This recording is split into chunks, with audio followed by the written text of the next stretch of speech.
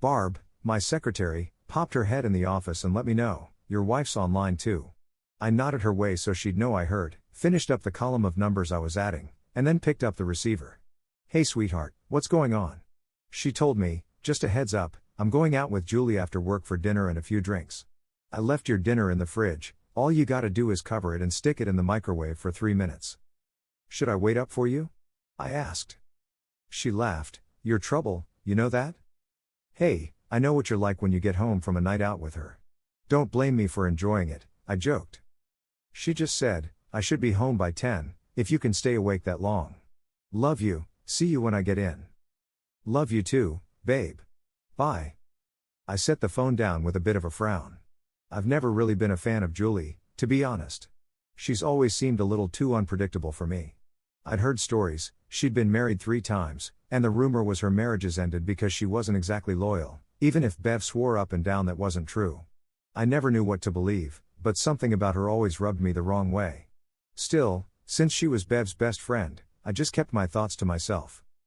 Julie had even been in our wedding, standing up for Bev, and since then, the two of them met up at least once a week for coffee and were on the phone all the time. It wasn't so bad for a while, but things shifted. The real change came when Max enlisted in the Marines and our daughter Julie, named after Bev's friend, left for college. Suddenly, with the kids gone, Bev decided to get a job. Julie helped her land a position at her company, and after that, their weekly dinners and drinks became a regular thing, and they'd also stop out for drinks after work with their coworkers. Honestly, I'd have preferred if Bev didn't spend so much time with Julie, but I can't deny I got a kick out of how Bev was when she got home on those nights. She'd come home full of energy and affection, and I wasn't complaining about that. Once, my curiosity got the better of me, and I asked her about it. She said, "Promise me you won't get mad?"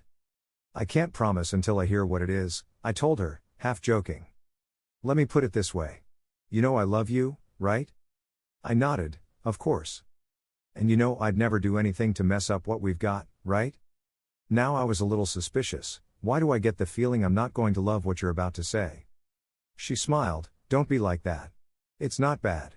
The reason I come home all revved up is because when we're out having drinks, there's dancing, and, well, I'm not exactly invisible.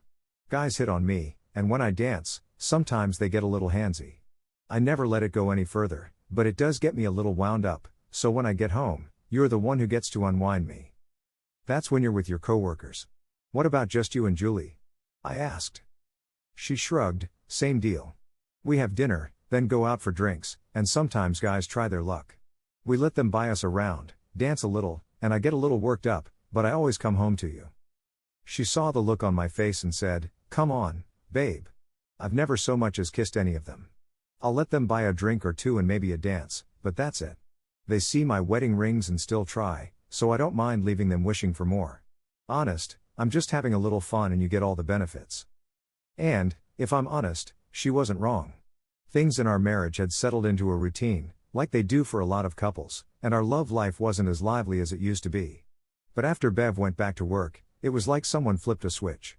So, even though I wasn't wild about Julie, I kept my feelings to myself, just like I had for 20 years. Plus, the next 4 years kind of flew by. Max finished his service and used his GI Bill to study computers at college. Julie, our daughter, graduated with a marketing degree and got a job at a big advertising firm. Bev moved up in her company and became the office manager. She still had drinks with her coworkers once a week, but since Julie, her friend, had gotten married again, their dinner nights dropped down to about every 2 weeks. But I was still seeing the positive effects at home. Everything changed for me one Monday in June. I was out at Carl's Chop House with a client when he said, "Maybe today's my lucky day." I gave him a puzzled look. "What's that supposed to mean?" He pointed toward a woman walking to a booth. "You see that lady? Ran into her and another gal at a lounge once. Wild night. My buddy and I bought them drinks, danced with them, and when I hit on her, she just asked, 'You got a place?' Those two ran circles around us, wore us out. That one," he nodded at Julie, "even suggested going back to the lounge to find more guys. The other woman hesitated and finally said she had to hurry home to her husband, and I watched her pull wedding rings out of her purse. Think I should invite them over?" Before I could answer, Julie's husband walked in and joined her. "Guess I missed my shot," my client said. We finished lunch, and thankfully, Julie and her husband didn't notice me. I wasn't sure what I'd have done if they'd waved me over with my client tagging along. Back at the office, I stared out my window, replaying what he'd said. The other woman couldn't have been Bev, I thought. That's just not who she is. It had to be another one of Julie's friends. Still, the idea nagged at me. Did I really know what Bev did when she went out? All I knew was what she told me, that she liked a little harmless flirting and always came home to me. But was that all? Was she just getting worked up from attention, or was there something else going on? I didn't know, but I realized I needed to find out. I felt bad for doubting her, but Bev and Julie were close, and it was at least possible that she was the woman my client remembered. I didn't want to believe it, but that little voice inside my head kept urging me to check things out, just to be sure, so I could stop worrying. So I decided I'd keep an eye on Bev the next time she stopped out with her coworkers, and the next time she had dinner with Julie. Plus, I already knew where Bev and her friends usually went after work, so I scoped the place out one Monday. There were plenty of dim corners where I could sit without drawing attention. I figured with a group of 6 or so, they'd steer clear of the booths, and since Bev said they liked to dance, they'd probably sit near the dance floor and pull a couple of tables together. I picked a spot where I could keep an eye on things without being too obvious. I needed a way to blend in case Bev or Julie happened to look my way. I've got good eyesight, so I bought a pair of heavy reading glasses and popped out the lenses. Normally, I never wear a hat, but a ball cap pulled low helped hide my face. I swapped out my usual suit for a work shirt with a pocket full of pens, hoping the disguise would hold up. If Bev or Julie saw through it, I'd have a lot of explaining to do, and none of it would sound good, especially if Bev was innocent. But I just had to know. Wednesday rolled around, and I was sitting in my chosen corner before 5, waiting for Bev and her group. For the most part, the night played out just like Bev had always told me. There were a few things she hadn't mentioned, though, like the way some guys managed to sneak their hands inside her blouse or slide a hand down the front of her skirt. She didn't seem to mind, either. I also saw her run her hand over a guy's pants, something she never admitted to me.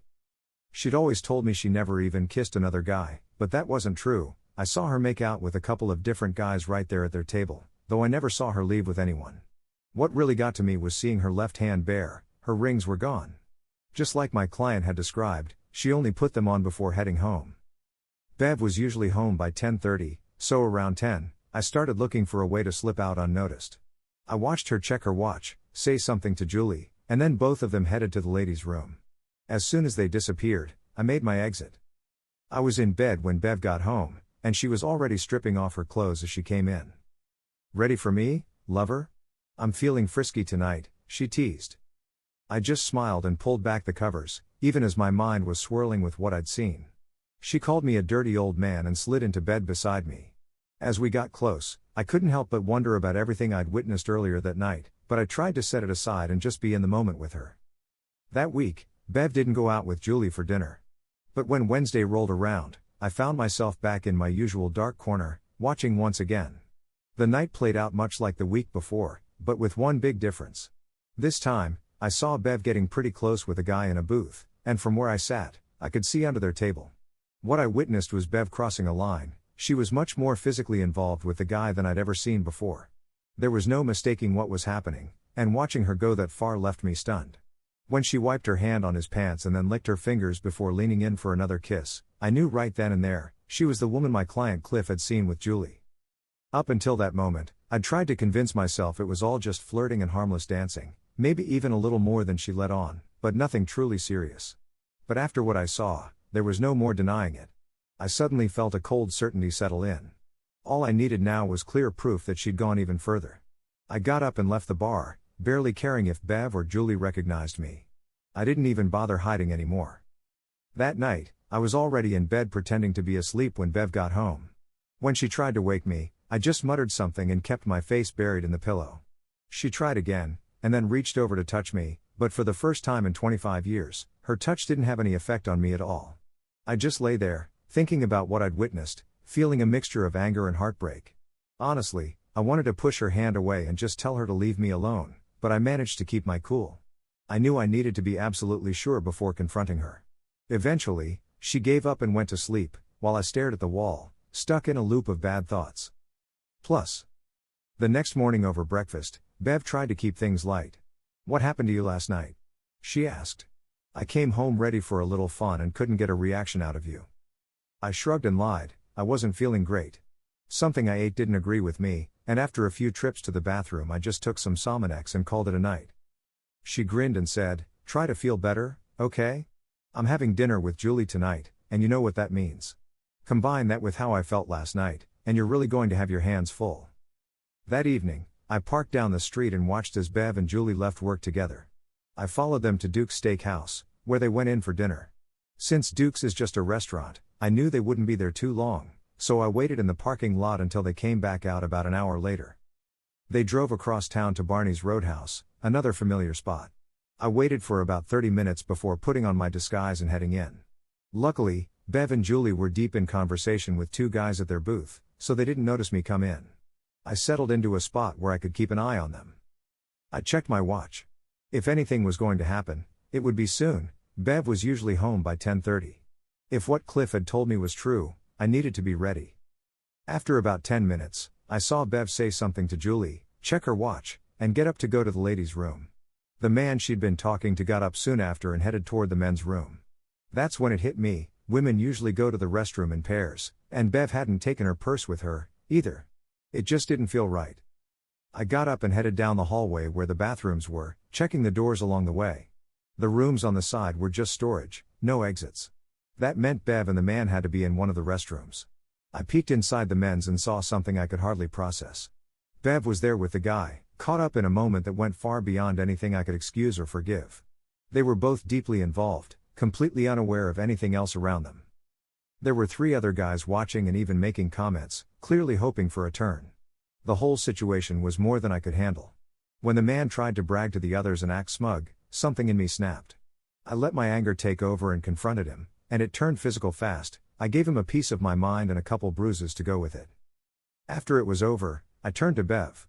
She was looking at me, scared and shocked, and that image is burned into my memory. I took off my ball cap and fake glasses and tossed them at the man on the floor, just so there'd be no mistaking who I was. I looked at Bev's left hand and saw she wasn't wearing her wedding rings. I tried to keep it together.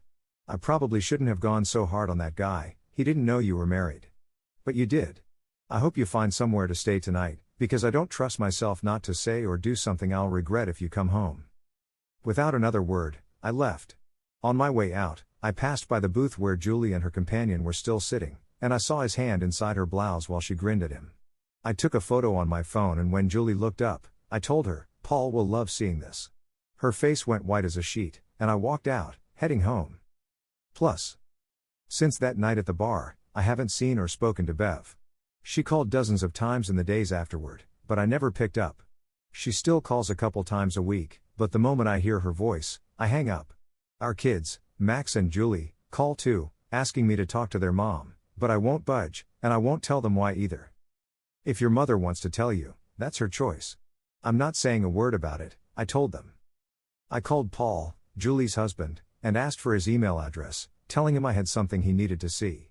When he got the photo, he called me back, and I laid out the whole story for him, from the first clue I got from Cliff to that night in the bar. Last I heard, Paul kicked Julie out. The house was too big for just me, and I didn't want to be surrounded by the memories, so I moved out and let Bev move in until we sold it as part of the divorce. When it came time to sign the papers, I sent Max with my power of attorney. I couldn't face seeing Bev. Tomorrow the divorce will be final, and I'll be free to start over. Do I miss Bev? Absolutely. As strange as it might sound, I still care for her in some way. You can't just turn off 25 years of love and shared history like flipping a light switch. Could I have stayed with her? No, I don't think so. I could have lived with her going out with her friends, even if it was more wild than she admitted. But there's just no way I could spend my life with someone who let things go that far in a public place, in front of an audience. That's just not something I can accept, no matter what.